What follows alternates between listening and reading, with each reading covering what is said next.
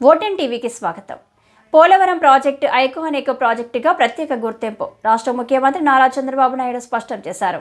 Eluru Polavaram project ప్రాంతంలోని సమావేశ మందిరంలో మంత్రులు, రాష్ట్ర స్థాయి, జిల్లా స్థాయి ఇరిగేషన్, మైల్ అనుబంధ కంపెనీ ప్రతినిధులతో సమావేశం నిర్వహించి దిశానిర్దేశం చేయడం జరిగింది. ఈ సందర్భంగా ముఖ్యమంత్రి నారా చంద్రబాబు నాయుడు మాట్లాడుతూ పోలవరం ప్రాజెక్టు పనులని యుద్ధ ప్రాతిపదికన వేగవంతం చేయాలన్నారు. అందుకు నిర్దేశించిన పనుల విషయంలోనూ టైం లైన్స్, లక్ష్యాలను ముందుగా చేయాల్సి ఉందన్నారు.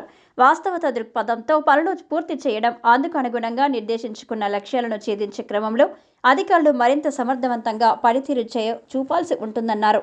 ఇరిగేషన్ అధికారులు, మెగా కంపెనీ ప్రతినిధులు సాంకేతిక పరమైన అంశాలను గుర్తించి ఖచ్చితత్వంతో కూడి నిర్దిష్ట కాలంలో పూర్తి చేసేందుకు ప్రణాళికలు సిద్ధం చేసుకోవాలన్నారు.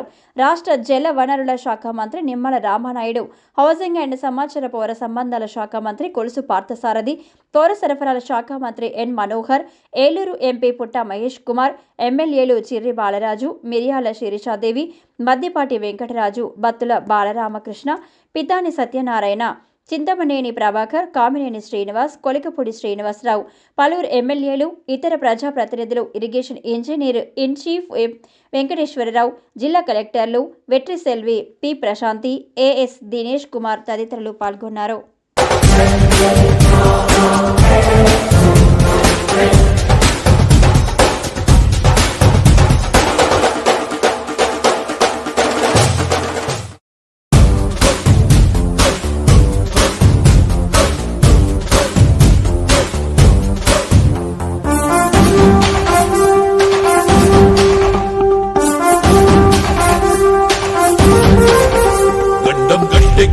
నాయకుడిప్పుడు ఒకడే ఒకడే ఒకడే, జాతికి ప్రగతిని తెచ్చే పాలకుడిప్పుడు అతడే అతడే అతడే.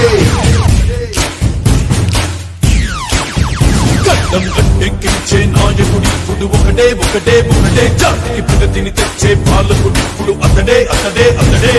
సూర్యునిలాగా చీకటి చేర్చి, చంద్రునిలాగా వెన్నెలనిచ్చి అందరికీ అభివృద్ధిని తెస్తాడే చంద్రబాబు నాయుడే.